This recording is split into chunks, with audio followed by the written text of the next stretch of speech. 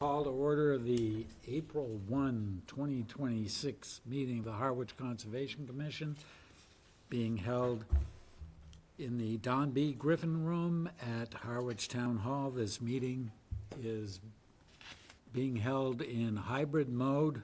Participation by the public is possible both in the room and online through GoToMeeting. Directions for participating through GoToMeeting are available online at the Town of Harwich website. We will start with the Pledge of Allegiance. I pledge allegiance to the flag of the United States of America and to the republic for which it stands, one nation, under God, indivisible, with liberty and justice for all. Thank you. So the first item on the agenda this evening is a presentation by Patrick Otten discussing 3 citizens' petitions for the May 2026 town meeting. We are going to be following a policy tonight that was established by our previous temporary town manager, which is to not allow for comment one way or another or votes on the part of commission members. The purpose of this presentation is to give Patrick a chance to present these 3 citizens' petitions for increasing public awareness about the citizens' petitions. I will ask you, Patrick, to keep things to 5 minutes per petition, and then we'll allow another 5 minutes for any discussion or questions by the public. So you have the floor. Well, thank you, everyone on the Conservation Commission. Your concern is equal to mine, taking care of where we live. First on the agenda is the Preserving Wildlife, a home rule petition to restrict the use of escars. I am not the lead petitioner on that. That is Jan Raphael. If you want me to speak to it, I can, but I'm not the lead. It's your choice, Patrick. Okay. You, like I said, 5 minutes per. All right. So for escar, second generation anticoagulant rodenticides. Love your dog, love your cat. Be aware, toxic rodenticides and pesticides don't just kill rats. They can travel through the food chain. Household pets can get sick by hunting or playing with poison rodents, and or even accidentally eating the bait. The results are serious: internal bleeding, neurological damage, even death. These tragedies are preventable. There are safer, non-toxic alternatives for controlling pests. Is your pet and your wildlife in our community worth it? The choice is up to you. The alternatives are snap traps, birth control, carbon dioxide, Rad-X, or just simply clean up the environment where the attraction is. Talk to your veterinarian about homeowners' pets killed. Talk to wild care centers about the owls, hawks, and fox that have been killed. The problem with this rodenticide is that it continues to kill. Anything that eats the dead or dying rodent will also be killed. Please join the 32 other Massachusetts towns and the Massachusetts Senate and House of legislatures that also have bills not to use this rodenticide. There are effective alternatives. Let's stop unnecessarily killing an additional wildlife and pets. Here's the escars. Second, clean ponds and waterways, a home rule petition for fertilizer reduction bylaw. We are all aware of the impact of human source nitrogen in our environment. I'm here to present a home rule citizens petition to protect our ponds and waterways from nitrogen pollution. Harwich is dealing with the consequences of the pollution of human source nitrogen in our groundwater.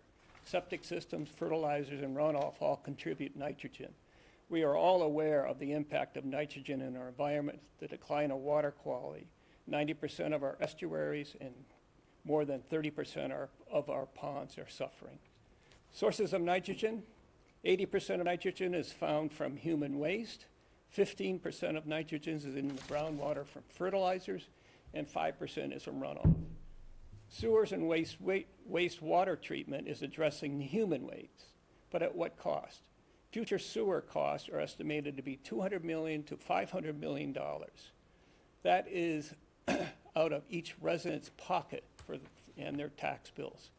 Divide that by approximately 6,000 residents, and that's 33,000, 83,000 per resident in cost. What about the 15% contribution of nitrogen from fertilizers?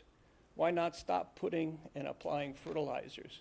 That would give Harwich a 15% credit on the total bill, giving a credit of as much as $30 million to $75 million to be kept in our taxpayer pockets for nitrogen credits for not putting fertilizers in the ground in Harwich. There's no question that fertilizer runoff is a contributor to nitrogen buildup in our ponds. Even with new sewer system, this problem will persist unless we take action. Excess nitrogen causes algae blooms, low oxygen, declining water quality, which affects wildlife, recreation, and property values. The ecology of Cape Cod did not evolve with human-sourced nitrogen. This is a home rule petition asking the state to allow Harwich to regulate fertilizers. This home rule petition is a copy of Orleans, Wellfleet, and Nantucket's, already approved by the Attorney General and now before the Mass Legislature for consideration. This petition does the following. It gives Harwich the authority to regulate fertilizers locally, encourages the use of organic low nitrogen fertilizers for fruit, vegetables, and vegetable gardens without harming our ponds. What this petition does not do, it does not ban homeowners from having their beautiful lawns, and it does not impose fines or rules, strict rules. Supporting this petition is a simple proactive step that let us in Harwich protect Harwich waterway while maintaining healthy, attractive lawns. Together, we can make a meaningful impact on Harwich water quality for generations to come.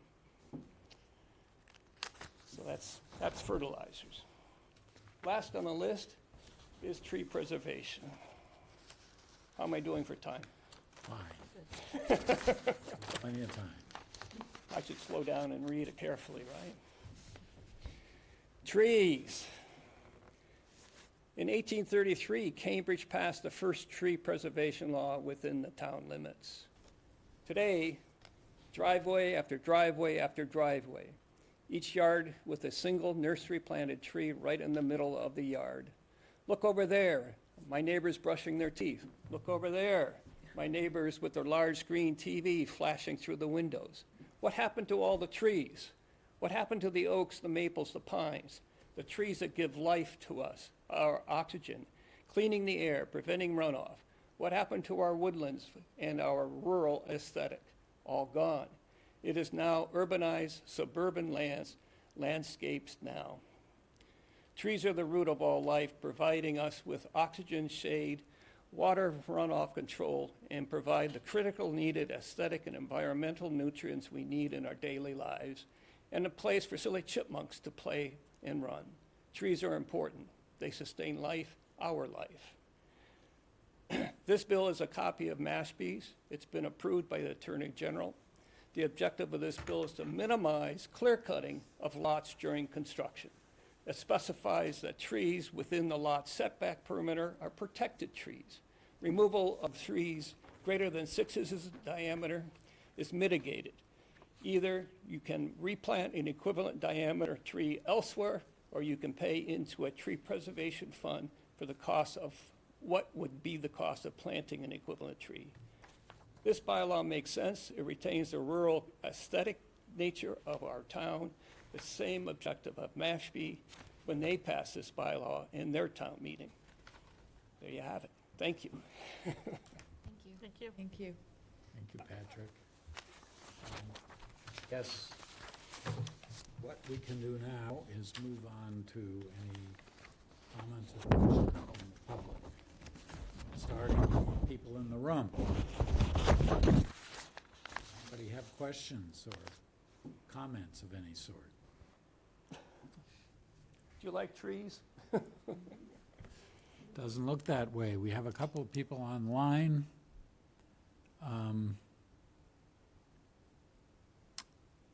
Any other comments or questions from anybody online? I think that's a no. Yes. Just for anybody listening, town meeting starts on the first Monday of the month of May.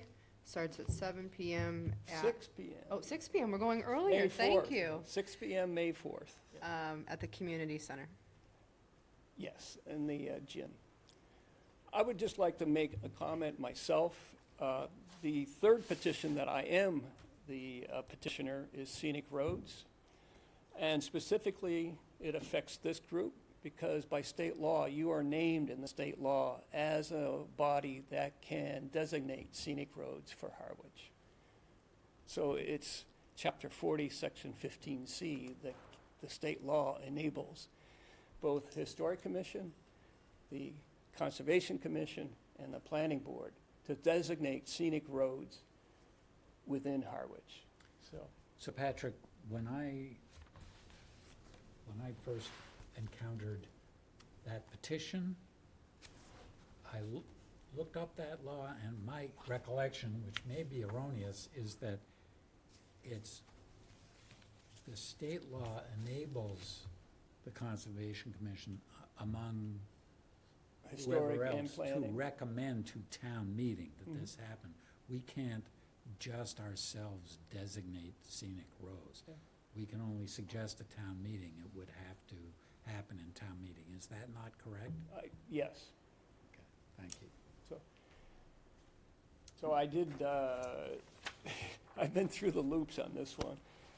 I submitted the original petition, KP Law rewrote it, which I think I forwarded a copy to you. And there is a list of, KP Law wrote it as, this is now the list. I wrote it as a potential possibility of roads for people to understand the purpose, but we'll see what happens. I would Okay. just say, we didn't put it on our agenda tonight, so I haven't had a chance to, I've gone through it, but you haven't all seen it either, so. Okay, All right? I'm welcome, I'm able to come back if you do have questions on the additional petitions. okay, thank you. Especially the scenic roads, yeah. Okay. That's an easy one, really. Okay, I'll just finish by saying for scenic roads, Orleans in 1974 began designating scenic roads. They now have 39. Orleans has 38. Brewster has 18. Harwich has none. And you got to sort of say, why not? Scenic roads says any trees or stone walls within the roadway, byway, cannot be disturbed without a public hearing. So, all right, good. Thank thank you, I Patrick. Thank you. appreciate it. Can I go? No, I appreciate it. Yourself. Thank you for the time. Thank you. Okay, next on the agenda this evening is a request for determination of applicability for 5 and 9 Strandway, map 1, parcels J1-1 and J1-2. This is a request to confirm the delineation of mapped coastal bank, land subject to coastal storm flowage, coastal dune, and riverfront area. Good evening. Hello, my name is Leslie Fields. I work with Woods Hole Group, here to represent the Turners, who are the property owners, who are here in the audience as well. And Okay. as Mr. Ketchum said, so we're here with a RDA application to ask you guys to confirm the wetlands that our wetland team at Woods Hole Group delineated. We have, I didn't bring any sort of presentation to That's okay. show, but I thought this was pretty simple. If you look at Figure 1 in the wetland delineation report, you can get a pretty good idea of what we've delineated. That's a colored figure. You guys have it all? Yeah. Okay. So we did delineate, we're only looking at the two parcels, really, so 5 and 9. We delineated dune, that sort of rims both of those parcels. And so that's a hill mound or ridge of windblown material that's landward of a beach. We had a question, I think, from staff about why we delineated the roadway that's sort of facing the river as dune as opposed to a beach. It's because it is landward of a beach, again, you know, made of windblown material in the form of a hill mound or ridge. Per the regulations, you know, it doesn't look much like a dune there right now because the road's been flattened to the dune, but that's part of the dune resource. The seaward edge of it is the beach. The landward edge of it is the toe of the coastal bank sloping up. Then the next resource is coastal bank. That's the one that's sort of shown in yellow on that figure. And what we did in order to delineate that, we have a series of transects, 9 of them, showing these little yellow lines going around the edges of the two parcels. Sorry, am I missing something? You guys don't have the map? We have a map, but it's not color coded. Oh, All I no. have is I don't have the one map either. and this. Figure Yeah, 1? Yeah, I don't have that one. If it wasn't Oh, it's in On Dropbox. Dropbox, okay. in the, I'm sorry, I should have probably brought one to show on the screen here. no problem, I all right. have, I can pass this one around. Did you guys get a booklet? No. I apologize. So it's in Dropbox, that you said, right? Yeah, it is. So we just gave the commission what was here, but not the booklet, which was Okay, in the booklet. Okay, all right, well, I So you- apologize. Yeah, okay. You want me to walk this around so you guys can see it a little bit? We're looking at it. You got it, okay. And a couple of people have been to the site I too, got it. so we Okay. walked through it. Okay, I apologize for that. No problem. Okay. As far as the coastal bank delineation, so we went out with a survey crew, and at each one of those transects, we surveyed a bunch of points along those transects. And that was what we used to help delineate the top of the coastal bank. And we used DEP's policy 92-1, which helps us identify the top of the coastal bank based on those slopes. We found 3 different types of coastal bank. So one is where you've got a slope that's steeper than 4 to 1, and the top of the bank is the first place above the floodplain where it ceases to be, or it's less than 4 to 1.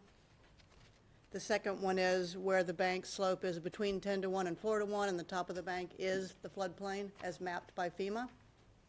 And then the third situation is where it's steeper than 10 to 1, but somewhere below the floodplain, it becomes less than 10 to 1. And so there, the top of the coastal bank is where it ceases to be 10 to 1. And those graphics are all shown in this part of the wetlands delineation report. That's straight from DEP's 92-1 policy. So we use those criteria to delineate where the top of the coastal bank is. It is shown on the plan. In some cases, it follows the FEMA floodplain. In other places, it's a little bit below that because the slope ceases to be 10 to 1. And so that sort of rims the edge of the property. You can see on the plan as well as on this figure 1. Other wetlands, land subject to coastal storm flowage, is basically what is shown on the FEMA firms. And that's what's shown on this figure here, figure 1. And we also have the riverfront, which is 200 feet inland from the mean high water line. And that is not shown on this figure 1, but it is shown on the plans. I know that we had some questions again from staff about the delineation of the bank. Let's see, it would be to the northeast of or the eastern edge of the property, sort of near the garage as you're coming into the property. We did strike 3 additional transects in there. We didn't survey them, but we did strike them and looked at the slopes based on the topography from the plans. And we confirmed that the delineation is exactly what's shown here, and it follows that flood zone boundary. All the way to the edge of where that topo stops, so it's sort of around the 8-foot contour. I don't know what else to explain, but I'd be happy to answer any questions you guys have. Okay, thank you. Amy? Not too many questions. I feel your coastal bank delineation, especially on Nantucket Sound, was very easy to follow. On both ends, essentially, it's a little steeper, and then it kind of or in the middle, it gets a little bit more of a gradual slope. So I agree with that, and I agree with the delineation as it kind of comes around and starts heading back towards the pier area. The reason I had asked about the dune in the road is because I didn't see coastal beach shown on the plan. So, because that would have been an indicator that a dune would have been landward of coastal beach. So you're saying there is coastal beach, Yeah. but it is not shown on your site plan. Yeah, so I guess that's kind of that's, I'm gonna take responsibility for that. The site plan only shows the resources that are on those two parcels. This wetland report, however, we did go beyond those two parcels. You can see coastal beach shown, actually, it doesn't show it on the river side, but it does show it on the Nantucket Sound Yep. side. But there is coastal beach down there, and that's why there's coastal bank, or coastal coastal dune dune landward landward of it. of it, yes. That does make sense. Yeah, and there's some salt marsh down there as well. Yep. So in this area here, because I went back out to the site yesterday, it would be helpful, and this is a tiny thing and not to delay our decision tonight, it would be very helpful to put, bulkhead or something here, to say that this is another man-made structure. You have the pier and the paved road, and then it, to the layperson, it just looks like the marsh kind of stops. So making note of this structure, as you did note the other structures, would be helpful. And then I also looked as you go this way and noted that there are stones there, and that's why there's not salt marsh there. So again, noting if this is an existing conditions plan, I would those items to be on there for an accurate depiction of what's on the properties or currently. I wasn't sure, and I didn't have a chance to pick the Turner's plan for their other property.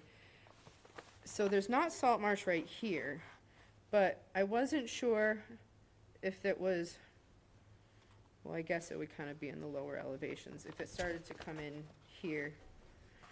And again, so I'm asking these just for accuracy of existing conditions plan. Ultimately, where we start measuring the 50 and 100-foot buffers, as well as the riverfront, 50 and 100-foot buffers are gonna be measured from your top of coastal bank. Yeah. So whether there's a salt marsh here or not, you're still gonna measure from coastal bank. But again, it's a resource area on the parcel. That probably should be noted if it's there.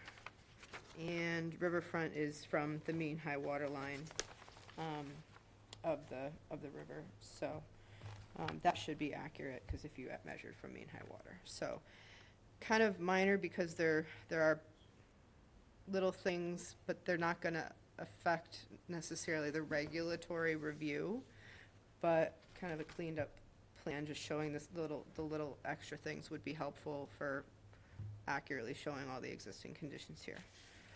But I would say that in my opinion, the wetland lines that are going to be basically the lines that we review any project based off of, such as your top of coastal bank and the riverfront area, are accurate. Okay, thank you. Oh, did you have something you wanted to respond? I just want to clarify that we didn't show those areas of marsh and whatnot on the plans because it's not on the two parcels we were working on. So that's why we didn't do it. Okay. So I just wanted to throw that out there, yeah. So we were just looking at parcels 5 and 9, which are the two with the Yep. big dark, lines around Understood, them. but when you're looking at wetlands don't necessarily go by Yeah, property true, lines. yeah, I understand, yeah. So, in order to know where buffer zones, even if the wetland itself is off the property, Agreed. if it's gonna have any impact on this property, it should be on here. Yeah, agreed, okay. Thank you. So I think we'd be willing to have the, I'll make sure it's have the noted. engineers Yeah. put that information on the plans. Okay. Yeah. All set? I'm good, thank you. I don't have anything, Joan. No, no questions. No questions for me. No questions.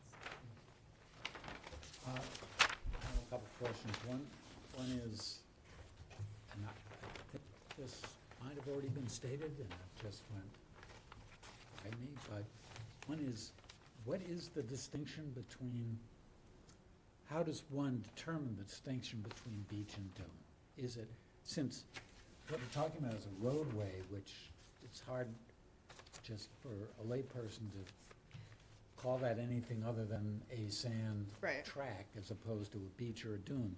So is it soil type that we're talking about? Is it just the order from high water inland of what's there?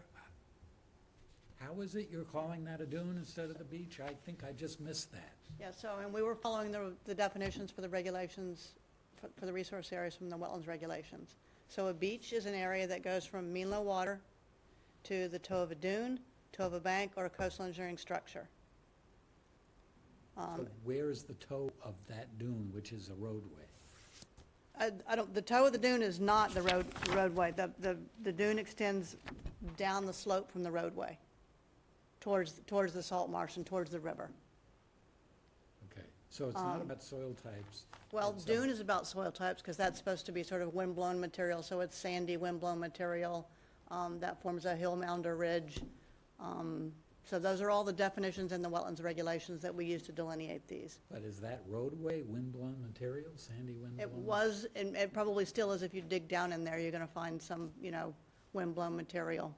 It can also be material that's placed. Right. Banks, dunes can. This all makes sense to you? It does, yes, but, it's not easy, though. No. So, I mean, again, they put the edge of dune in terms of the landward edge of dune, it looks like you put. Yeah. And then the coastal bank. The seaward edge of dune, kind of where it meets salt marsh. Again, it's one of those things, like, do we want to have them flag a thin coastal beach there if there's one? Or in terms of regulatory, does it necessarily mean anything for us in terms of when this project comes in front of the commission for work? Yeah. Is where that is exactly, where the transition between beach and dune is that gonna make much of a difference, because your regulatory resource is a coastal bank, And the Which river, is and the riverfront. landward from all of it. which is landward from all of that, And the riverfront, too. and the riverfront, Yeah. and within the riverfront, so. So my other question, Mhm. which also might have just gone by me, is the coastal bank definition to the east of the garage. Did you? Mhm.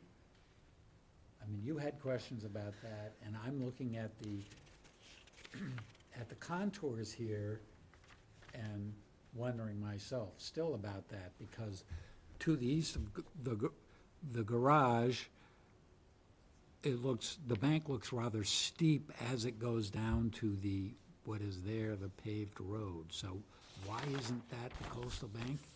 Why isn't the coastal bank at the top of coastal bank at the 14-foot contour, instead of sort of cutting across the contours there? Yeah, so we struck three cross-sections today, using the contours that are on the plan that you're looking at. So, and those transects go from the lowest contour, which is elevation 4, up to elevation 14. And so we got slopes that were between 10-to-1 and 4-to-1. So it's definitely a bank. When it's that condition, the top of the bank is picture B, or figure 3 on this graphic right here. Yeah. And the top of the bank is the 100-year floodplain as mapped by FEMA. And that's exactly where we have So the line. So then, okay. That one's a tricky one because it is All right, between the all 10 right. to 1 and a 4 to 1. The slope starts getting a little bit more gradual as you head to the east there, Right. so. Okay, my other question is on a different direction, which is, can you just, for the record, state who the Woods Hole Group is, please? Sure, we're a consulting firm based out of Bourne, Massachusetts. Been you're in around, Bourne. yeah, been around for, I've been there for almost 35 years. We do coastal engineering, we do a lot of resiliency work, ecological restoration work. So you're not associated with Woods Hole Oceanographic, or no. the Woods Hole Sea Grant or any of no. those things? Okay, No, thank you, Consulting firm. thank you. Okay, I don't have anything else, are there, I have a quick question. oh, okay. I'm just trying to understand the parcels. So 5 and 9 are like on the colored plan, sort of highlighted in white, is that correct? Correct. Okay. So that's all we're looking at for future work is within those 2 footprints. That's all we delineated, but Amy's got a really good point, is that if, in the future, when something comes back to you on these two parcels, you are gonna be looking at buffers to other, or could potentially be looking at buffers to other wetland resources, so, Yeah, okay. I mean, she has a valid point there. So there's things to consider outside of that, but like Yeah. project-wise and work-wise, okay. Yeah. All right, thank you. But I can say, and I think Amy said too, that your limiting one is gonna be the top of the coastal bank and the riverfront, and those are the ones that we've hopefully confirmed through this process. Okay, thanks. So what I would recommend is to make those changes, Yeah. which should be minor, and that continue this, just really for that, just, and maybe just, continue this for 2 weeks, and hopefully everything will be all set.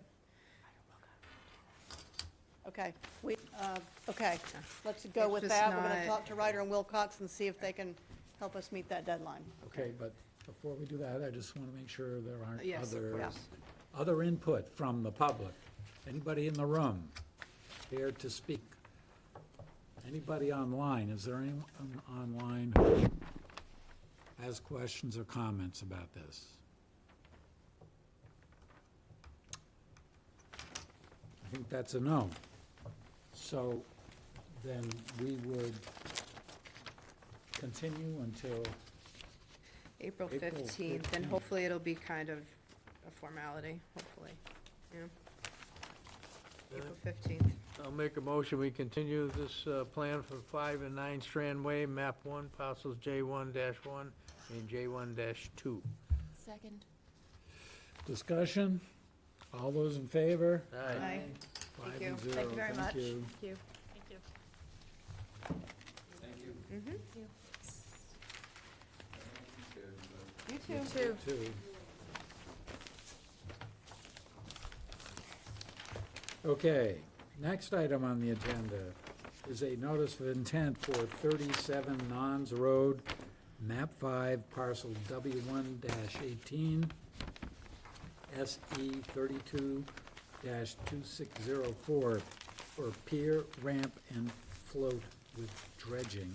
This has been continued from our February 18, 2026 meeting.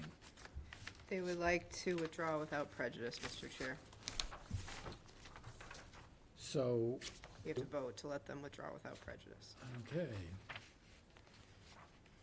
I make a move that we vote to approve without prejudice the withdrawal of their application for 37 Nons Road, map 5, parcel W1-18, SE 32-2604. Second. okay, discussion? All those in favor? Aye. 5 and 0. Next, we have a notice of intent for 80 Hoyt Road, map 15, parcel K4-1, SE 32-2626. Construction of an 18 by 16 addition to an existing single-family dwelling within the 100-foot buffer and 200-foot riverfront area. Okay, for this hearing, I was absent for the previous two hearings, I cannot vote and will not comment, but I will moderate, I guess. So, identify yourselves, please, and you have the floor. Tom Lane and Judy Lane, we're the homeowners. Material was prepared by Grady Engineering. They're not here tonight. They thought we could handle it ourselves. Sophia, were you at all the other I was sessions? absent from the March 4th. Were you at the first one? I guess you were the Yes, first I one, okay. was. Yeah, and I looked We at all have the the Mullen material. rule where if, and it has to be, only if it's agreeable to you. Of course. Sophia has reviewed all the documentation and has signed an affidavit stating that she is able and willing to vote, should you allow her to. Of course. So I can give a recap, especially for you, even though you're just moderating. We live at Hoyt Road. We're at property that abuts the Coldbrook Preserve that was just redone recently. If you are standing on Hoyt Road looking up Coldbrook, there's what appears to be a dirt road along the brook. That's actually on our property for the most part. It's an easement for those who are working the bog. And of course, there is no bog, so nobody has the rights to that anymore, as far as I can tell. To the right of that is, go up a bit, and there's a wooded and area with natural undergrowth, and then there's our house. And we'd like to put a single room sticking out from the house toward the brook. So it is in the 50 to 100-foot riverfront area. It's approximately, the room is approximately 18 by 16, as noted on the plan. So in past meetings, we went through a bunch of things, including considering alternatives, and it seemed like that was generally satisfactory. There were two main issues that came up last time. One was the mitigation that was on the plan wasn't sufficient to cover the work that was being done. I don't know how that happened. That wasn't our intent. That was just a mistake. So the new plan has increased the mitigation area from, I think, from 600 to 700 square feet. We needed, I believe, 648 square feet to cover the area we're disturbing. Now the plan is about 700. Right. The other New plan. issue that came up last time was, I forget, either the coastal bank wasn't identified at all, or it wasn't properly identified. So the new plan has the coastal bank shown on it.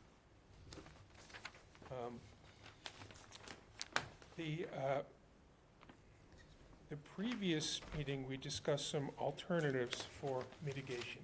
It seemed like the commission was generally okay with our idea to do mitigation along this former easement, the dirt road thing. It's cleared area. It would provide extra buffer between our house and the river, provide buffer down at the lower level, not just up high where it is now. So that's what we're proposing. And the amount we're proposing exceeds the 3-to-1 ratio that we're required to do. So it seems like the commission has the discretion to approve that. There was also discussion, though, about basically going above and beyond. So in the packet, there's two memos, one from the engineering firm describing the two things I mentioned just now, the extra mitigation area and the identification of the coastal buffer. There's also a memo from Judy and me asking that you approve this, but if you think we need to go above and beyond, proposing two ideas. The first idea is, Judy noticed there's an invasive species that's both on our property and the Harwich Conservation Trust property. We would be, Phragmites. Phragmites, we would be willing, in fact, eager to do what we can to get rid of that. So if you had a condition that we remove the Phragmites from our property and try to keep it under control, try to detect it in the future and remove it, and make a donation to the Harwich Conservation Trust with the request that they use it toward Phragmite removal on their property, we would be happy to do that. We've discussed this issue with Michael Latch in the past, not in connection with this hearing, just in connection, we saw Phragmites there. So he was quite interested in getting rid of them. One last thing. There is what I call a platform, a wooden outlook or deck away from our house that was there when we bought the house. We didn't put it there. There was some enthusiasm among some of you that that would be a good thing to remove. We'd really rather not do that if we don't have to. And if you want to talk to that, Judy, you seem to have thought through this pretty well. Yes, we did, that was there, that we had nothing to do with that, we bought the house. And was one of the things we liked about buying it when we purchased the house in 2012-ish. Anyway, but the last meeting, Amy mentioned habitat for the animals. And I was actually thinking, I see bunnies going in there, and chipmunks going on there, in there. So it's a bit of a habitat for wildlife already underneath the there's not much space underneath, there's a little bit of space. And so they run from the hawks. And so it gives them a little safety for the chipmunks and particularly some of the bunnies. And I also sort of feel like it's sort of a natural element. It's not stone, it's not concrete, it's a porous material, it's wood, and rain can run through it. So I just was thinking it's almost like two trees that have fallen down. Had they two tall, they would have created this sort of space. So we're just hoping you will, if you do approve it, that you will allow us to keep it, because we do enjoy it a lot. It's a shady area for reading, and we enjoy sunsets out there. It was one of our favorite things when we purchased the house. So I don't know if you have any questions. I think that's it. Okay, thank you. Amy? I think we've addressed all your concerns last time, from last meeting, I hope. Well, one of my concerns was whether you had a coastal bank or not, and that's something that the survey should have picked up from the very beginning, and it didn't. So when they redid it, they did find that there was a coastal bank there. Right. What that has done is put your new structure, and I don't know if they went over this with you when they gave you the new plan, it puts the new structure not in the 50 to 100 foot buffer, but in the 0 to 50 no disturb zone, where our bylaw says no new structures shall be allowed within 50 feet of a wetland resource area. Believe me, I would love to be able to say that this is approvable, because you do take really good care of the land. But it should have been caught that there was a coastal bank there. And that puts this in that 0 to 50 foot no disturb zone, which is a town bylaw. And that was created at town meeting. And so you talked about other alternatives. You would have to determine a hardship to have it here. Is it a necessity? What is your hardship?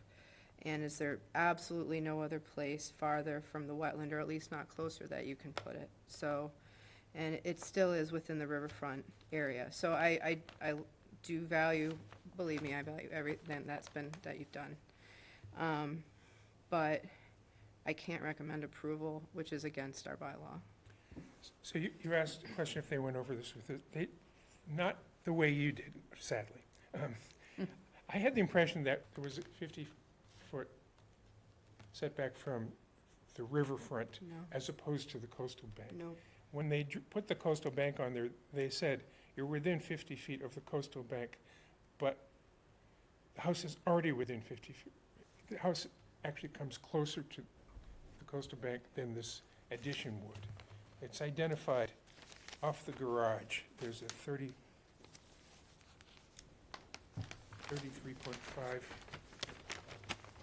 setback to the garage, which is existing. And the room would go to 33.9. Understood. So that's what they said. They didn't bring up an issue of a bylaw or a no disturb zone. So the intent of the bylaw is to limit new construction in that first 50 feet to the wetland, which is a coastal bank here. I understand that the garage is closer. This building was built prior to our 50-foot no disturb zone, which went into place in 2014. So today, it may not have been the case, but back then, when this was built in the 80s, it was approvable. But to further encroach upon that 50-foot buffer is not something that I can recommend as an agent. Okay, well, let's get comments or questions from commissioners. Wayne? If it's against the town bylaw, I don't see how we can do anything in a positive way here, unfortunately. Vivian? Yeah, I'm inclined to agree. I don't think we can override what's already existing. I mean, I understand what you're saying. You have a structure that predates all of this, but you're going further into the no disturb, and then there was another, when we were out there was also the issue, I mean, it's maybe immaterial at this point, but even the mitigation, we were curious about how that would, how you'd even accommodate that. So I have to go with what Amy says, I'm afraid. I can't justify going further into that no disturb. Because it's, as you know, the deck is already over 5 feet already out, and so it's really only 13 more feet that we're looking to go to. Could I ask for clarification? There is a line here marked 50-foot wetland buffer. And now That's there's an from- additional line marked 50-foot. Yeah, so it's 50-foot Coastal buffer to bank. coastal bank. And so it's the landward most resource that you measure that 50-foot from. I see. That's what the bylaw specifies. That's just what the Wetland Protection Act, how that is. But you said there was a bylaw, so you couldn't really, So we have so the Wetlands Protection Act is what defines what wetlands are. And wetlands are not necessarily wet, they're landforms. So the Wetlands Protection Act defines, as we heard in the last case, how to find a coastal bank. And it has to be a slope of either 4-to-1 or between 10-to-1 and 4-to-1. So it's a slope. It has to be a slope that is bordered by another wetland, in this case salt marsh, which goes to a river. So the bank itself is meant to protect against storm damage prevention and provide flood control. So if we get a coastal flood that floods the river there, that bank is going to protect you. So the top of that bank is what we measure from. So the Wetlands Protection Act describes the wetlands. We have a bylaw that says no new structure or additions within 50 feet. So that's a bylaw. 50 feet of a wetland, which can be determined either by the coastal bank or the, Which is the Wetland coastal itself. bank, which is the coastal bank. It's the landward most resource area.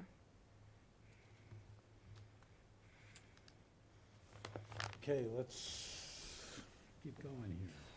Susan? I just, as much as this hurts, and I know how much this means to you, Yeah. it just, the bylaw is the bylaw on this one. I have nothing to add except I'm sorry, and it seems like if it's not approvable, then there's nothing we can do. I hope there is another option. I know you've explored some, but I think with this new information, maybe there's more effort to explore something else. okay. So, Sorry.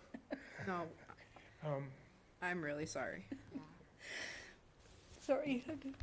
So I guess that's the end. So, We well, have you have a another couple of, idea we you have a can- couple options. So, the commission has not formally voted. You can ask them to vote, and four members could vote here tonight. You can ask them to vote, or you can kind of sense how they feel. You could withdraw. You could continue if you wanted to think about it and talk with Grady a little bit more. I did call them today to go over this. I tried to email them, something's still going on between my email and theirs. But I called and left a message with Paul today, and I didn't check when I got back. So it's up to you. If you want to continue to be able to chat with them, and then you don't have to make that decision, you can continue. You can withdraw, or you could ask for a vote, which potentially could lead to a denial. That's up to you. So you could withdraw without prejudice, you mean? Correct. Okay. Which means that you would have, in order to come back in front of the commission, that you would have to refile. Yeah. I've never been on a conservation commission before, but I have been on a planning board. Yeah. And the planning board could override its rules and regulations, but not bylaws. Is that the case with, So the conservation we have a variance provision. That's in rare and unusual circumstances, they can grant a variance for working in an area such as the 50-foot no disturb zone, but you have to, and I can send you that language, you have to prove by a preponderance of evidence that it's not gonna, one, have an adverse impact, that there's no other feasible alternatives, and that you have a hardship. I don't know, we've kind of gone through all the other feasible things. Hardship, I don't know. I don't think we really, age is a hardship. I don't, but that's the so rooms, that is, the idea was, I just retired. Yeah. We have this nice house. We actually, our official residence is elsewhere, but we're thinking to move into Harwich in the future. All the bedrooms are upstairs. If we put this thing there, we're not planning to make it a bedroom, but allow us to repurpose another room on the first floor. If it came to it, hasn't come to that, we don't know if it's gonna, we don't know if it's gonna come. I'm guessing that doesn't qualify as a hardship, but maybe that is the kind of thing that you think about. I have another idea, and I'm not trying to throw a chink in the chain. I'm trying to make it work for you. Now that we know we have a coastal bank, obviously we'd have to see this, how it would look on a plan with the commission. So for me, you do have a structure that is technically closer, which is your garage. So right here, where is it? From the top of Coastal Bank to their garage is 33 feet, right? 33 and a half. And I'm sorry, this just came to me. I'm not trying to like ring you through the emotional ringer. Then your new proposed is 33.9. So you're correct in that you're not closer, you're just more. Is there a way that you could, look at the other things that are in that 50-foot buffer, right? Which is part of your deck here. This. The edge of your driveway, again, the deck up here, and the stone. Is there a way, would you be amenable, and this is just me, this is not the commission, I'll see what you guys think in a minute. If they were to, say, remove a section of the deck, remove anything else, the deck up here, if they were able to not have a net increase in that 0 to 50, what would you think? Or would you be amenable to looking at it? I would be amenable to looking at, I think I we would all, too. let me speak for myself. I would be amenable to looking at it, because Susan said it, no, it gives no joy here to turn you down, but at the same time, the purpose is to protect the resource, Yep. and you're going further into it. Right. Even, despite the fact that it's an existing structure, I understand all of that. So I would say, without dragging it out and putting you through the ringer, like Amy said, if I were in your shoes, I would take another look at it and have your person the engineer, the planner, see if there are any more possible tweaks, such as Amy is suggesting, to see if you can make it work. Just so I'm clear on what you're suggesting, though? Yeah. So, in order to approve the new structure Yeah. going further into the coastal bank, they'd have to remove another piece of the net square footage. Yeah, and they're not going further, they're not going closer. Yeah. They're at they're proposing to be 33.9 feet from the top of the coastal bank with their new structure. They have an existing structure, which is their garage, at 33.5. Right. So what I'm saying is look at, what's in your 50-foot buffer, and this is if you want to do this, you could tell me no. Is there ways that you could reduce? It's well worth looking at. The trick is the 50-foot buffer actually runs through the house. Yeah, yeah. Yeah. So I'm not sure how we'd pull that off. So can I go show them real quick? Do you mind? Sure. I'll come over. And I'm happy to have a meeting with I appreciate that. your consultant, because we don't like to deny. So here's your 50-foot buffer to the coastal bank. It comes right here, Is what she's right? Yep. So, is there anything in here, and not necessarily just the driveway, because of like structure itself, but is there anything that could be minimized? This, anything, Well, we That take out could the be- shower. There's Yeah. a shower here. yep, so maybe that could be moved, I see just what as you're an saying. idea. Yeah. Is there things, accessories essentially here that aren't part of your actual home, that would be a pain to do? That you could reduce to get a no net increase? And I think it's something that we talk about. Would we have there's a little deck around the shower? I mean, a wooden, Mm-hmm, whatever it's called, not a deck, but, so that we could remove the shower. We still have to go out the back door, though. You have to have So- something yeah, to so step you'd onto. have Yeah. to, you'll have to talk about that Yeah. and see what the Okay, we numbers To come take it out to, off the but line. Yeah. Okay, Thank you, Amy. we appreciate your Yeah. attention. So So the choices here are. I'm sorry, before you, I have one more question.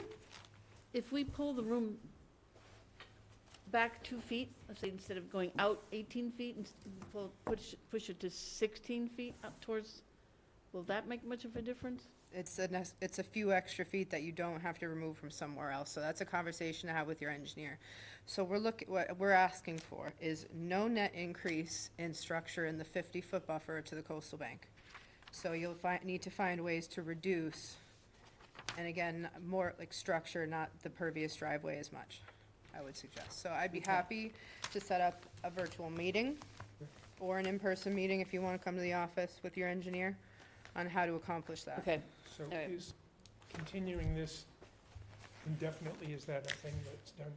Indefinite, yes. You would have to re-notify your abutters. uh-oh. That's up to you. That's the only other step you'd have to do, we would vote to continue indefinitely, and you'd re-notify your abutters, or we can continue now to a date certain, say a month out, or whatever. That might be the thing to do, yeah. And then see where we're at. They're doing it Because you're now. traveling, right? No, no. I can't, I gotta cancel a trip. Oh, I'm sorry. So our meeting a month from now is May 4th. I think that's good.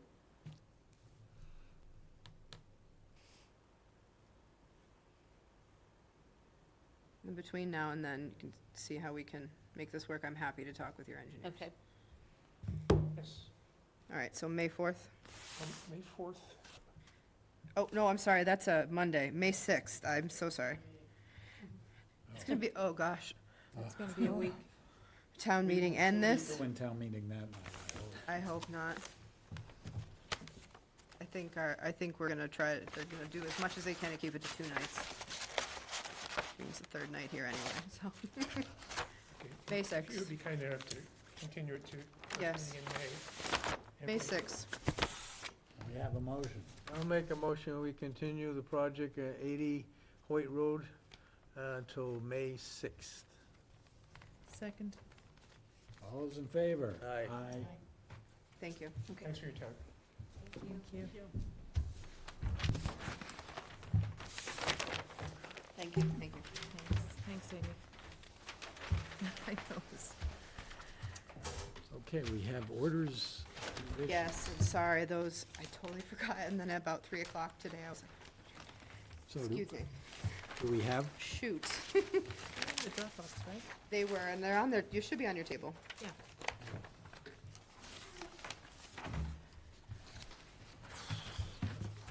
All right. 140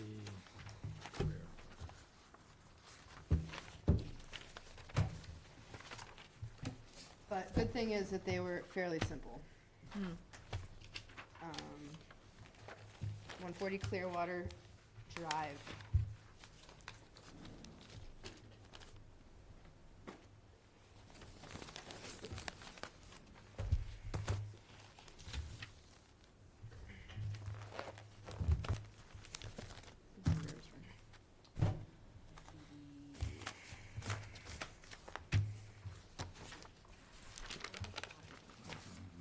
That's fine, I'm sorry.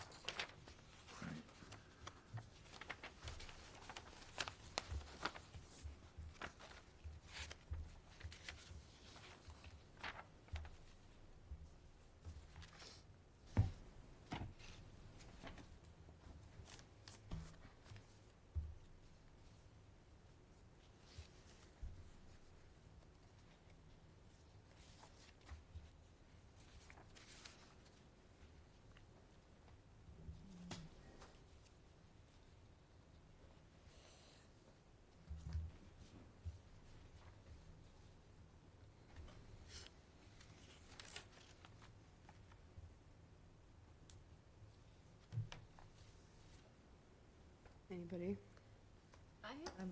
Good to me. On their point, special condition 6.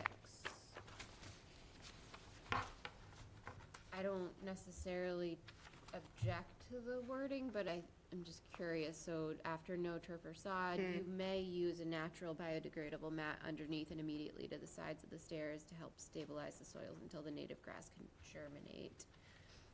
Sounds like a gentle suggestion rather You than. want to say shall? It's fine. Okay. Thanks. Or we recommend, but I think shall is fine. I think it's gonna need it, that slope, once they I take do the too, stairs yeah, out. yeah. You shall. So, all set? Yes, Because thank you. I have a nit, which is, On the same one, yeah, number 4 what I do? says the stairs should be disposed of properly. What does that mean? And will that be taken, I mean, some contractors, I'm sure, will do it properly, but Outside any resource area or buffer zone? That's perfect. there you go.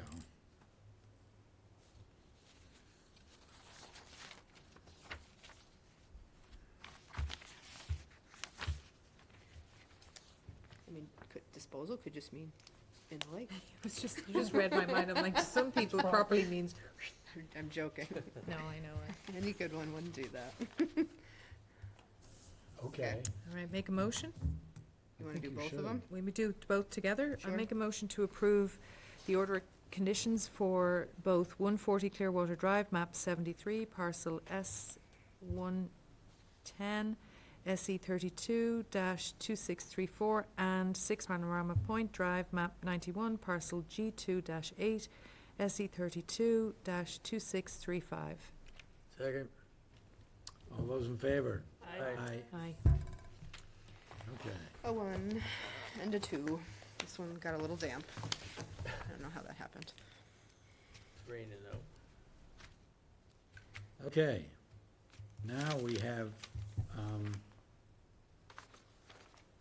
discussion item on Cape Cod Commission's draft coastal resilience zone wetlands regulations, sections 1 through 4. I how should we proceed here?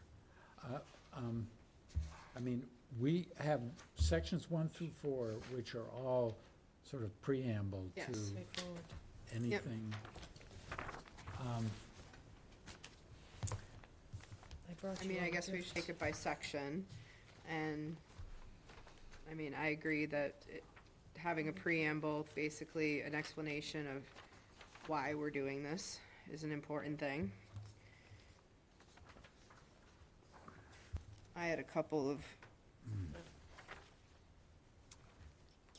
I actually like this picture. Can the picture be in? Yeah, that's why I brought it, because I, V-zone, A-zone, MOA. That was MOA like- to me is the meaning of the work as a whole, Right. as an English teacher, or Yeah. ex-English What? teacher. Really? Yeah, That's an existing acronym? yep, Have you looked it up? Do you know if there's 10 other there meanings of probably are, MOA? there probably are. Meaning of the work as a whole. Yeah. I see. AP Lit, It's something, AP AP Lit. Literature and Composition, yeah. Okay. I tried to avoid those classes as an engineer. What is the highlighted yellow? Like, who highlighted yellow? not, might have been me. There's just a I few don't have random. that one in for me anymore. Highlighted yellow, where? Yeah, that's just, look. Oh, in the Yeah, in the document. Document. just like a few random.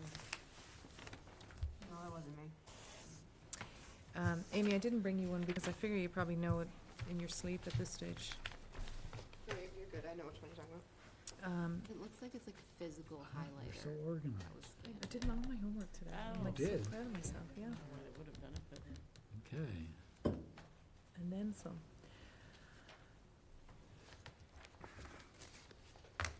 So I don't suggest changing much if you're gonna, not adopt tonight, but if, Well, so the objective here would be to determine affirmatively that we're going to adopt these with whatever modifications we might discuss. right. Or find out that it's gonna take some time to do that. Hopefully, it's the former, not the latter. Mm-hmm. So, So, And how does this work? If we adopt these as our bylaws? or Regs. Regulations, not- regs, sorry, regs. Yeah. Just get my words straight, calm down. so That's something we can do ourselves and vote. At a public hearing, this is not, I mean, it Yeah. technically, we would advertise it in the paper. Yep.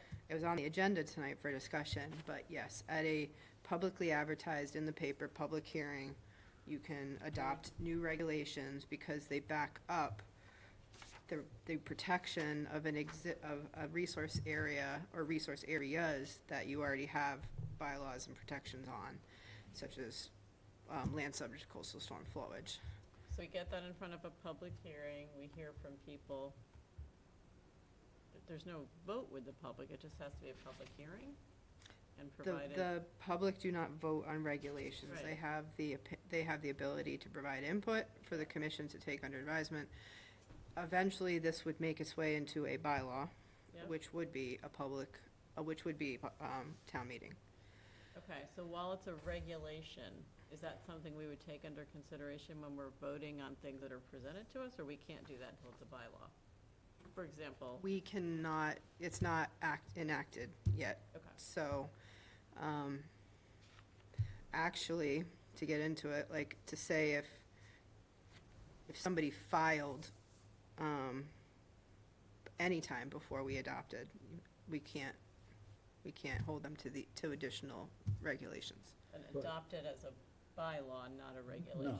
once we vote Oh, okay, to make this part of the The regs. Harwich wetlands regulations, then any new filings are subject Oh, to what okay. this says, right? Correct. and then But it if becomes- somebody's like in the middle, you can't, yeah, Okay. Like if someone continued and then showed up, okay. yeah, right. Sorry, and then from there, it could be adopted as a bylaw, Yeah, but it's and it would voted be on much at town more, meeting. it'd be much less wordy. It would be just the kind of the overarching document to direct people to the regulation. So And this is what other that is towns the are next doing. step, but it's not it's more about enlarging even the definition of where this applies, right? That's what the Cape Cod Commission has Right. in mind, is that right now, our bylaw and the state law only applies to federally defined flood zones, for example. And what the commission wants to see is the state changing regulations or laws to extend the definition of flood zone to anticipated flood zones. Things are threatened by anticipated sea level rise, and that is their idea. Am I correct here, Amy? Do you agree? You are correct. That we would modify our bylaws to include a broader definition of, You could. well, right, but that's That's the goal of the Cape Cod what they're Commission. trying to steer us to. Right, is to planning towards the future. I would at least say we should start with better defining and regulating what we already can regulate, which is the regulatable flood zone, in which we have no performance standards Right. for currently. So starting there, this is a regulatory area, we have no standards. So starting there, and then probably not so much a chat for tonight in these sections, but definitely going forward as to what extent do you want to regulate to? The existing floodplain, what's gonna be here in 2030, 2050, 2070, and that's where the data comes in. Okay.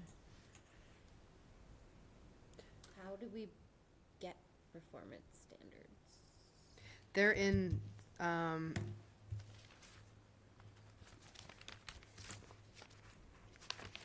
That's, they're in the entirety of the document, they're just not in sections. They're in, like, performance standards are in section 9, Okay. performance standards in the MOA, moderate wave action zone. But you're saying that we should put those performance standards in place before we start to expand the areas You can that we're- you can do that, or you can put them in place and expand. Okay, gotcha. Yep. but we can't expand the defined regulated areas in You could put a the buffer. regulations, right? We cannot do that, right? I mean, You can put a buffer to a floodplain like you have a buffer to the other areas. Wouldn't you, and that, we can do that within the bounds of existing state Correct. law and bylaws. Chatham has done it. And Mashpee. They have a buffer to the flood zone. They have a buffer to the flood zone. Do they specify, Which flood zone? Like. Hmm? Sorry. no, that's okay, I wasn't sure. I guess I'm curious about when you're talking about the, like, the different decades from now. Do they take any of that into consideration, or I they're just? I don't know their regs that closely. wouldn't we have that conversation at the end of going through this, though? Does Yeah. that make sense? Like, Well- once Well, we've not- just- or once once we've we've- agreed on Yeah, what's gonna I'm not be- prepared to have that discussion tonight, because we were only gonna talk about sections 1 through 4. So, I wasn't prepared to But talk. part of it is just trying to get a little bit better Understood, grasp of right. what the end goal is. or at Understood. least- And part of that is just reading this first stuff, I guess. Mm-hmm.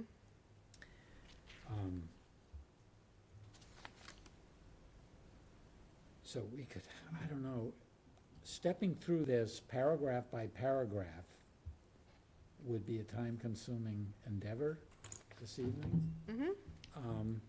But maybe we can just start talking about the preamble, and presumably everybody's read this stuff. Yeah, And I think it may take more than one pass to read it and sort of internalize it, but are there parts of it No, the only thing that that made it. people want to it could talk get- about? Let's It could just, get pretty dense and pretty deep quickly, that's why I Yes, thought. I know, I understand. It was really helpful to Mhm. me, like even when we went to Mhm. Chatham for that session. so, but the preamble is just defining terms here, basically, right? Yeah. And what is different here from our current understanding of the flood zone? It's sort of, I guess we don't- slicing the definitions a little thinner, because they're making new categories of zones with, that is MOA and MIWA, and what's the other one? Oh, the V zone. Well, the distinction between the V zone and the A zones, Yeah, the only question I had Exists. on the A zone is in the picture, which is why I wanted the picture. The A zone refers to a coastal A zone and a regular A zone, or the MOA and the MIWA. And in the preamble, it just refers to like the V and the A. It doesn't specify the A, Well- so the assumption is it's both As? I, Probably is- the entirety of, we can clarify that, that's, does it? we can. My understanding, and definitely needs to be verified, but is that, yes, the MOA and MIWA are what now constitutes what we understand to be the A zone. They've just divided it by expected wave heights. And whether we want to Differentiate? differentiate in our regulations, I guess, I don't quite understand at this point what we get out of making that differentiation, where in the regulations we would refer to those differences, and I think it's gonna take, It would probably refer to mass building code requirements for building in each of those respective areas. So it wouldn't necessarily be that we have different performance standards for the MOA versus the MIWA, but it's, building code has different standards for construction in those areas. and do those apply now? That is, depending on anticipated wave heights? Not building code? anticipated, existing. Well, I mean, in the existing zones, I mean, these are Right. only estimates. Oh, you that are- mean, okay, These I'm sorry. only, just, this area we're saying has between 3 and Right. 1.5 feet. And this other area has them less than 1.5 feet. So does building code now differentiate between those? Yes, It does? yes. Oh, Because there's a 1 or 1.5 foot wave can cause a 3 foot wave Different causes much more different damage than a 1 or a 1.5 foot wave. So there's different standards in the building code. So it would make sense then to match the building code, wouldn't it? in Yeah, and this you probably document? could then refer to it. Yeah, as much as I hate to say that. And we can find, we could put the citation, the building code citations in there.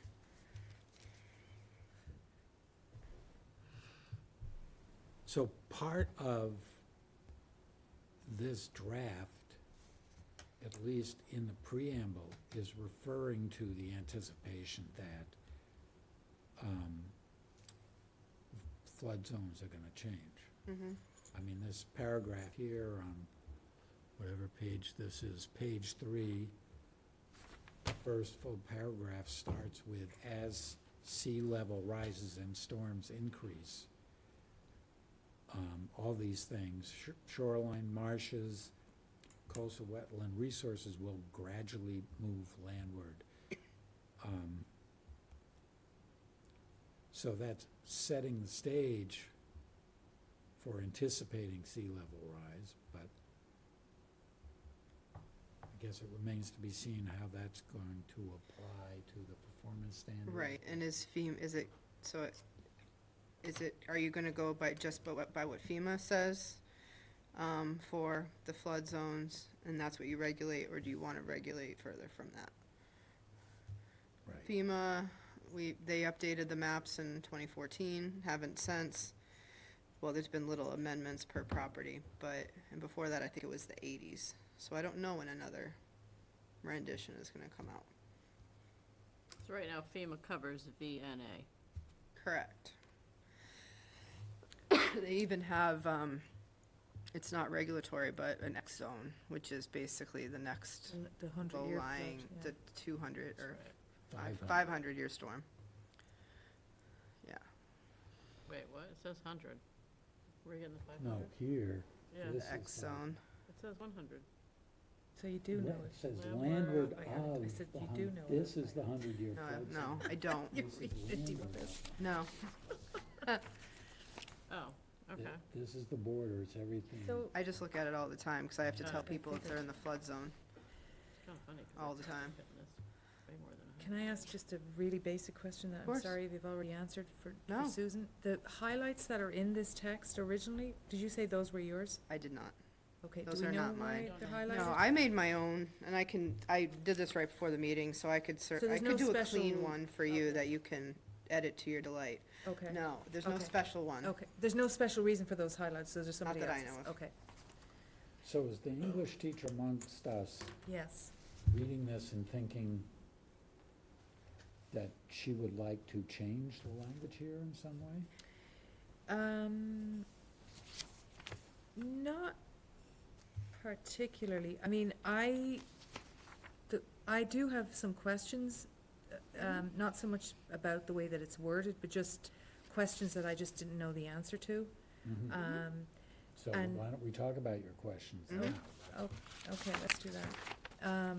So on page 4, it says, there's a comment there that says, as of the date of these model regulations, the Mass DEP regulations for, I think this is an ongoing joke, right?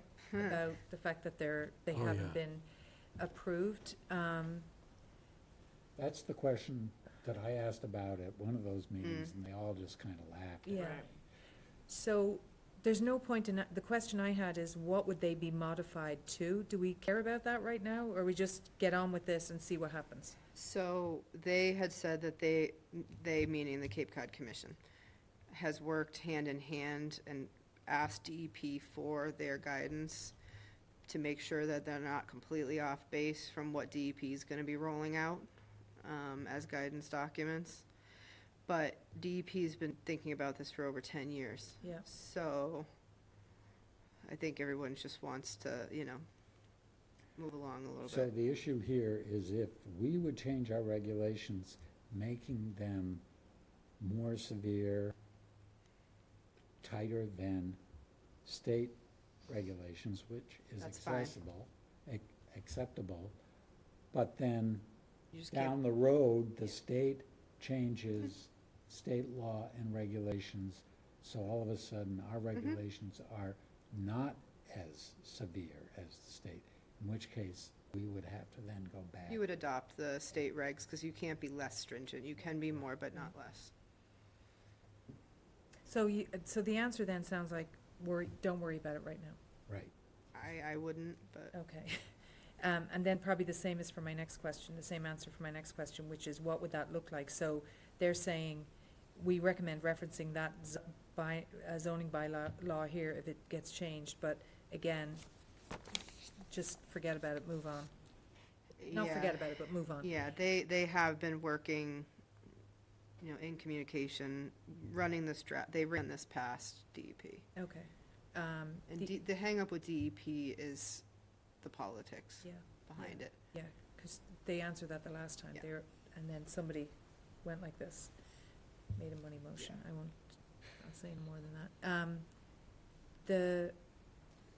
The zones are confusing, but I think,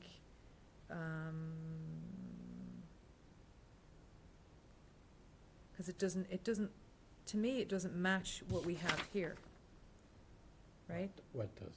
So on page 6, sorry, I thought you were all reading my mind there. So on page 6, where it says velocity zone, A zone, including the zone A subareas, moderate wave action, and minimal wave action zone. Did I miss something? MOWA is moderate wave action, minimal is MEWA. Minimal, They're okay, both part of A, They're both Right. and it part has of to deal with wave height. okay. And 7. And then, Basically, the difference between V, it means there's gonna be waves, in exceedance of 3 feet. okay, A was always up until until whenever, a standing water zone. But 3-foot waves don't just all of a sudden hit a line in the sand and just go flat. So that's why they did these coastal A zones, which are the MOWAs and the MEWAs that kind of taper it down. so, So, okay. So the only other thing I would agree with Susan, there's gotta be it's only a tiny half a page. Is there no way that you can put that I can make a full Visual- page out of it. next to this, so that Yeah. it makes sense, because I just found it Yeah. very confusing. Yep, so I just do a whole separate page to it, be landscaped, but that's fine. Or we can do it as an appendix. You did ask, John, you opened a can of worms here. Pictures are good. 6, on flood insurance maps, Is that a definition? it's a Yep. definition on page 6. Firm. My question, and I don't know why I asked it, is what's the current status on these, or do we just, is that, we just We move on adopted from- them in 2014, so we're current. Okay.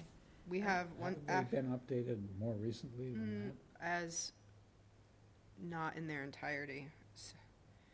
So there's different areas of the town have been remapped, But, different properties, but the latest so this refers latest to the firm, most which we're recent. required to have in paper copy here, was 2014, 2014, and we But- have adopted we them. have them. This just refers to the most recent map, so what's ever current according to the town, right? Right. On page 7. when My it said- pages are different than yours, but Oh, that's sorry, okay. when it says, under definitions, land subject to Yep. coastal storm flowage, the comment says, as of the date of this model regulation, DEP's definitions relies on current firms. If DEP updates this definition to include future conditions or otherwise changes this definition, the definition in this regulation should also be updated. Correct. My question here was, and I'm sorry that doesn't make sense to me now as I'm asking it, but will this be noted on our new document? Will there be a note saying that, We can, it's your regulation, so if you want to Right. make it, a little Clear to asterisk the to reader? say, yeah, will, Yep. okay, so I can just say include as text. yeah, I already said about the visual.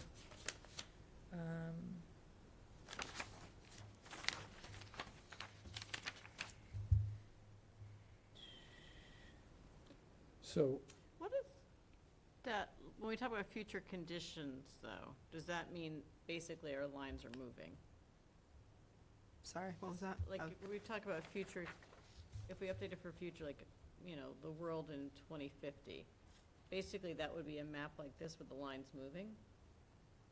Because we're assuming it's gonna just keep inundating and moving in, like, what's, yeah, that's what, but this is more ambiguous than that. It says, as of the date of this model regulation, DEP's definition relies on current firms.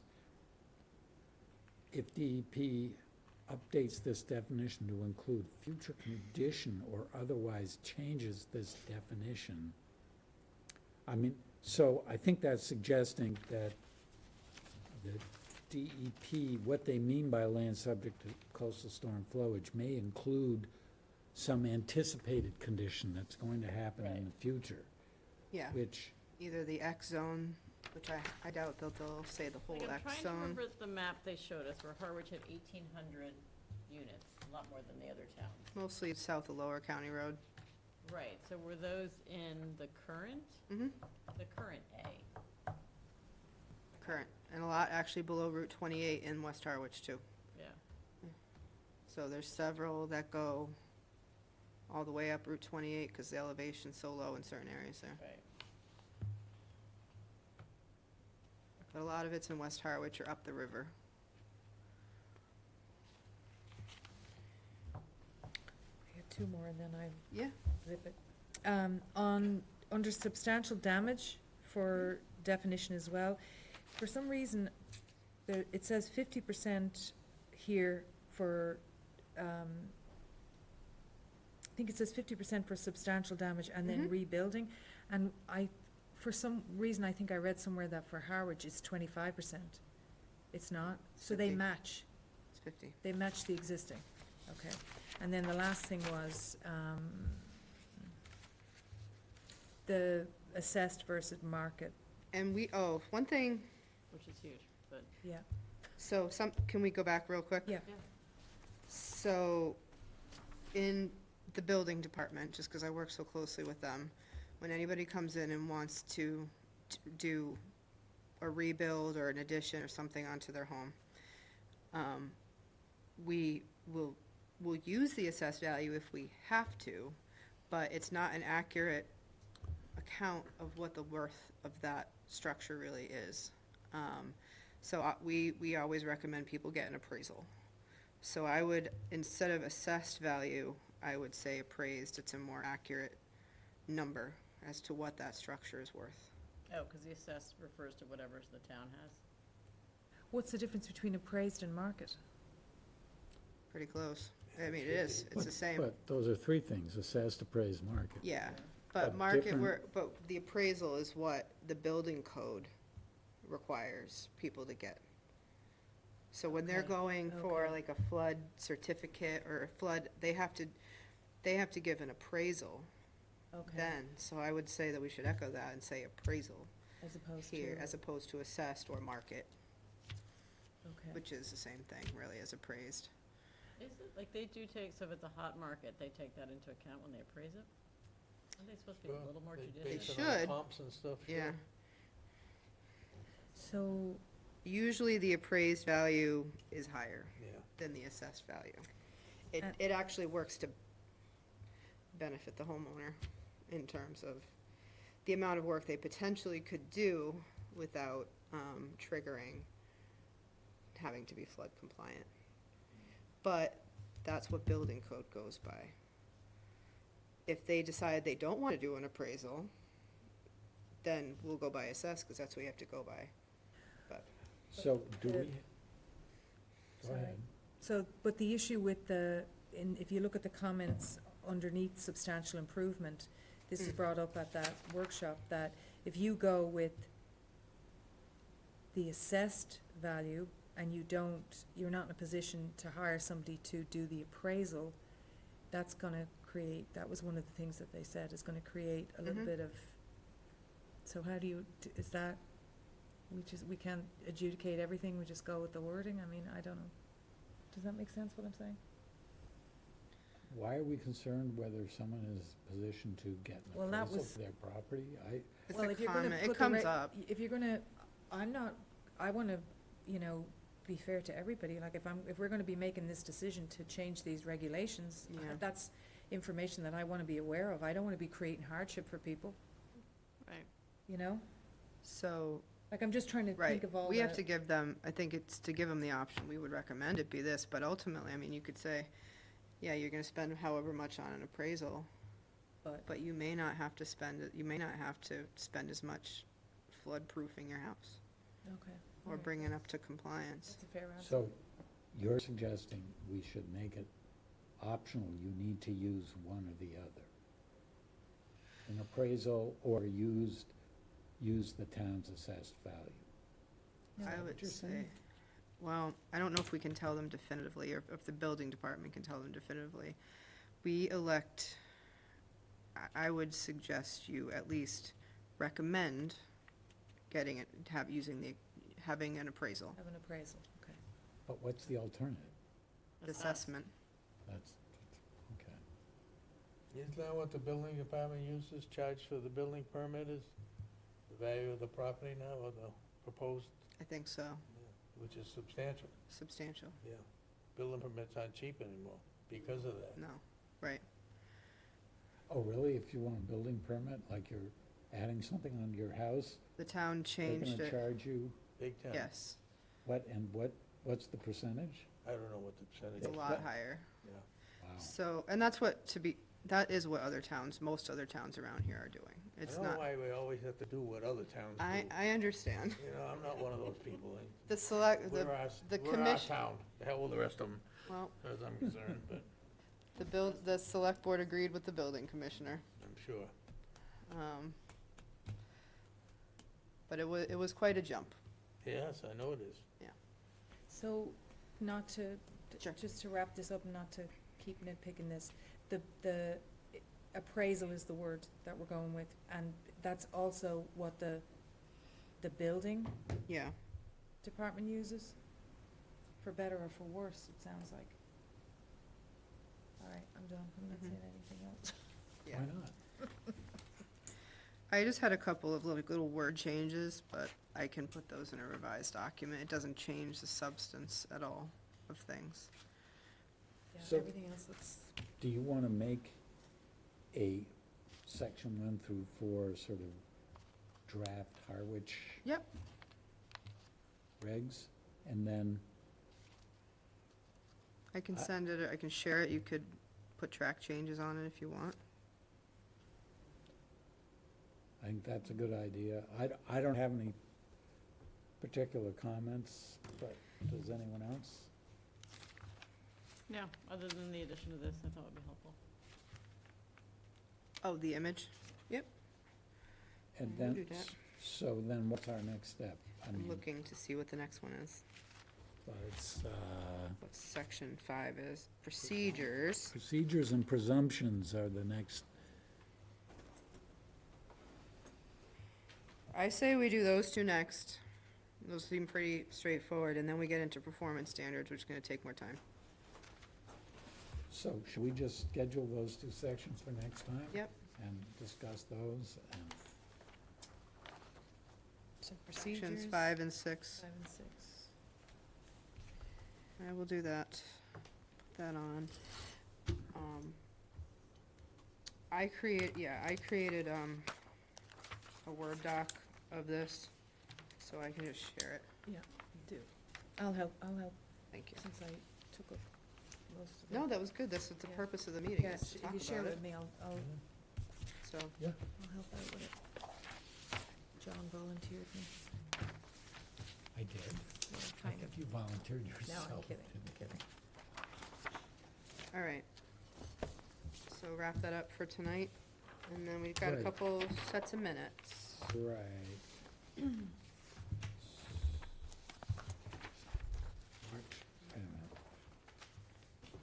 March 4th. Oh, and then we have an executive session. We do.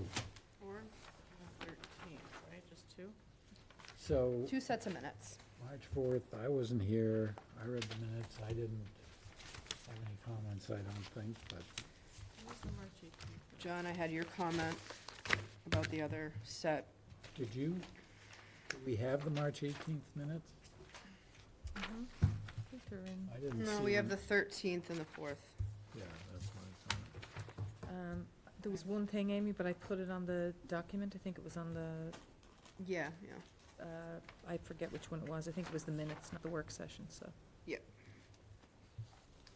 So I move to approve the minutes for the Wednesday, March 4th Conservation Commission meeting, as well as the Friday, March 13th work session for the Conservation Commission. Second.